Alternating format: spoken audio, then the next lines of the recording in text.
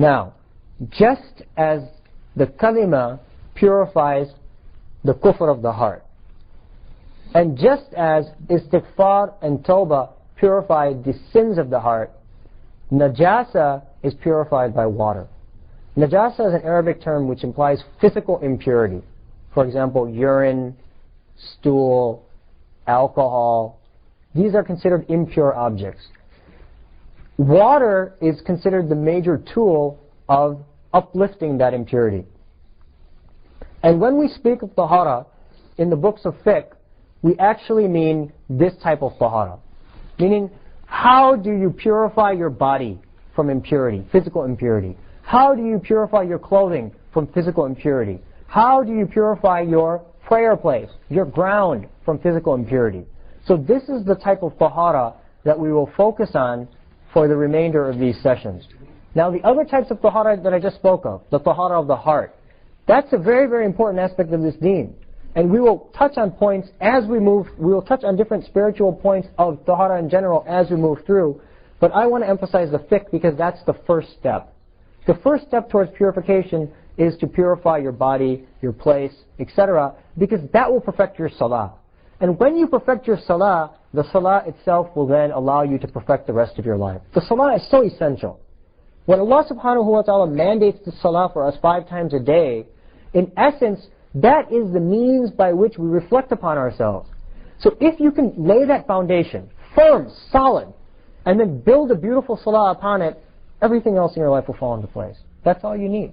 Everything else in your life will fall into place. So this is the essential thing that we will focus on in these sessions of tahara, meaning tahara of physical impurity. The Sharia classifies objects as either pure or impure. Physical objects as either pure or impure. Impure objects will always remain impure. You cannot purify them. And pure objects, if they become afflicted with some sort of impurity, then you can use the means of tahara to re-purify them. For example, urine. The urine of a human being is impure. In fact, the urine of any animal is impure. It is always impure. You cannot purify urine. Clothing. Clothing is pure. If you have a piece of clothing in its natural state, it is pure. If a drop of urine falls upon that clothing, it renders the clothing impure. Tahara then deals with how do we re-purify that impure piece of cloth. That's what the essence of tahara is about. Within tahara of physical things, there are 3 essential tools. Number 1 is water. Water is the primary tool, and 90 to 95% of the time, this will be the tool which you will use to remove the physical impurities from either your clothing, your place, etc. Number 2 is earth.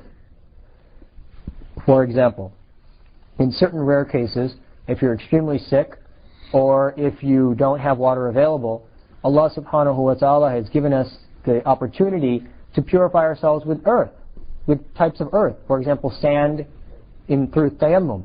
So that's another tool of purification within our Sharia. And the third tool of purification is actually the sun. If you have something impure, for example the ground in certain cases, and you pour a little bit of water over it and you allow it to dry, the sun can purify that ground.